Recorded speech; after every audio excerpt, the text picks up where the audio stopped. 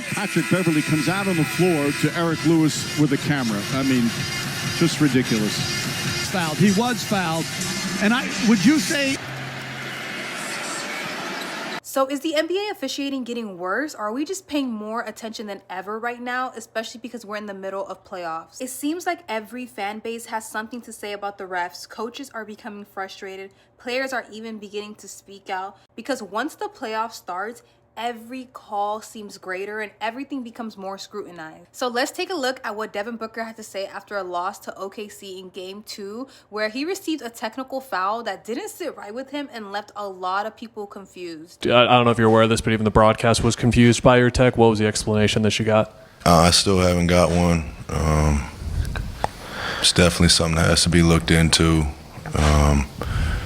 I heard Caruso tell him to call the tech, and he ended up doing it. So that's one ref. In my 11 years, I haven't called a ref out by name, but James was terrible tonight, through and through.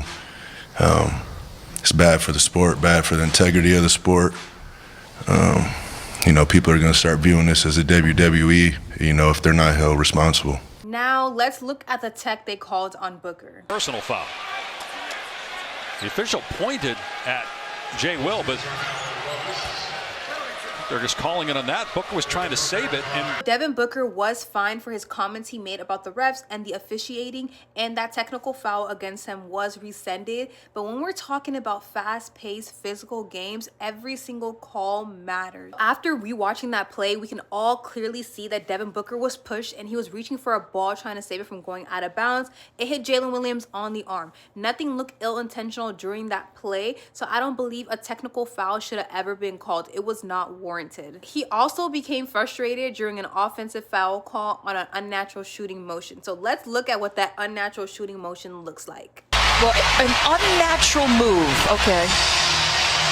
Where is the unnatural move there? are they saying Booker stuck the left arm out? So after watching that, do you think it was an unnatural shooting motion? Let me know. But this is what Booker had to say about that. For you on the offensive foul with Caruso, where you didn't get an explanation there either?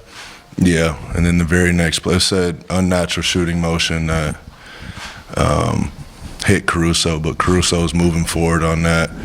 And if that's an unnatural shooting motion compared to what guys are doing to get fouls nowadays, like, you can play them side by side, and I'll let you guys be the judge. Like, pull the clips, run it back. I'm surprised this is happening on national TV in playoff games. So let's do that. Let's compare his shot to SGA and see if we can spot any differences. We clearly know he's talking about SGA here in this press conference because during the game, he did become quite frustrated when SGA got a foul call and went to the free throw line, and he believed he had the same shot attempt and got called for an offensive foul. Here's Devin Booker's shot attempt again in slow motion.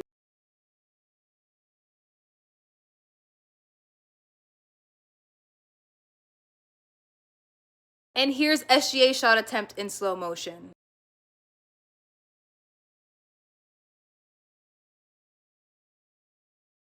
What are your thoughts? Do you see a difference between both shot attempts? And Devin Booker wasn't the only one to speak out after the game. His teammate Dillon Brooks also had quite a few words to say about the officiating as well. To be honest, I don't know. Y'all should be interviewing the officials for real. That should be a new thing in the NBA. Officials got to explain themselves because it's getting ridiculous, and then you can see it starts getting fiery, and there's no control out there, and now they're just whistling on one side. And a lot of people have a lot to say about Dillon Brooks as a player, as a person, but I don't think that matters because in this statement, he does argue a valid point. You know, this is playoffs, a man's game. I used to watch this back when Michael Jordan was playing or whoever else when LeBron was younger. Like, it's just physical basketball.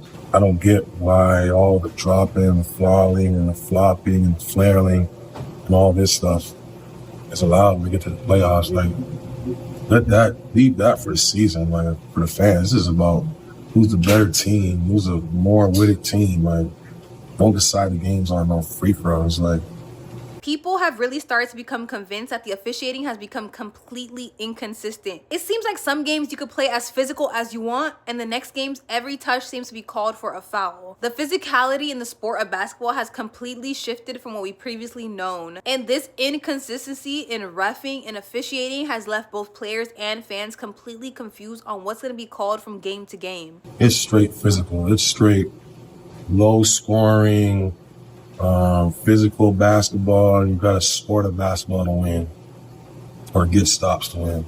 Not this flailing and going to the line and stoppage of play. Like, got to fix that. So what are your thoughts and opinions on their statements after game 2? Do you agree with them? Do you disagree? Do you think that officiating has gotten inconsistent and worse over time? Another big part of this conversation that fans constantly bring up online is favoritism. The idea that some players are more in favor of getting calls than others, shot attempts are being compared, stats are constantly being brought up, so it's an ongoing debate that never ends. But to be fair in this discussion, others can argue that players who are considered superstars on this team handle the ball more. So that means they're more aggressive, they're more likely to attack, more likely to make contact, and more likely to get a call. This is what Shea had to say after game 1 against the Suns. When you drive the ball a lot, you get fouled a lot just because most of the fouls happen on drives.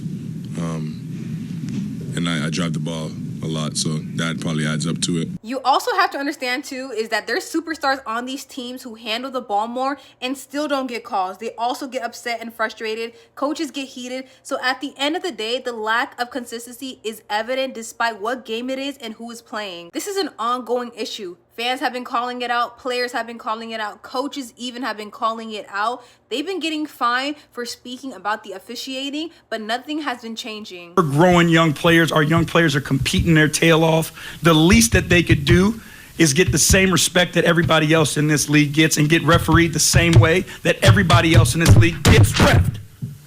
And enough is enough of it.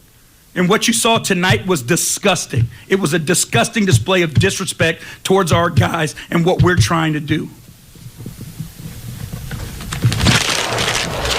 And let's be real, social media plays a crucial role in calling out refs. Fans have the ability to dissect every game, dissect every play, and share it across all platforms instantly. Clips are literally getting replayed, slowed down, and analyzed while the game is still going on. Real-time possessions are being broken down and shared online, and this has caused a lot of people to become more frustrated with the game and the refs. What I do have to mention though is that officiating has always been imperfect. The difference between then and now is that everything is visible, and the fans and even players and coaches are expecting near perfection in a game that is fast and physical and where calls have to be made quickly. And with all that being said, there's definitely ways to improve things and ways for the NBA to quiet some of that noise down, especially during the playoff season. And one of those ways is being consistent. Refs have to be consistent. If it's going to be physical on one end of the court, you cannot be calling a whistle for every single little thing on the other half of the court. However, accountability definitely does need to be at the forefront, even though I'm pretty sure this happens behind closed doors. All they want to do is, oh, that's legal, oh, I never saw, or this or that. It's a bunch of excuses. That's why y'all should be interviewing them.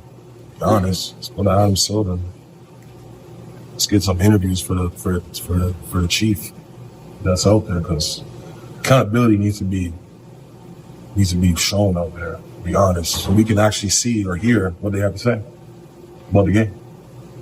I think it's a good idea. But making this accountability visible to fans is definitely something the league should think about, because this can gain the trust of many fans. During playoffs, there's so much at stake where every possession absolutely matters. It shifts the momentum, and there's so many games that can be decided by a single call. So that is why the conversation surrounding this isn't going anywhere. At the end of the day, as someone who loves the sport of basketball and enjoys watching it, I don't expect every call to be right, but I do expect accountability and consistency across the floor. I want to watch a game and have it be about basketball and not the refs. Thank you guys for watching. I hope you guys enjoyed. Please share all your thoughts and opinions down below. Please like, comment, subscribe.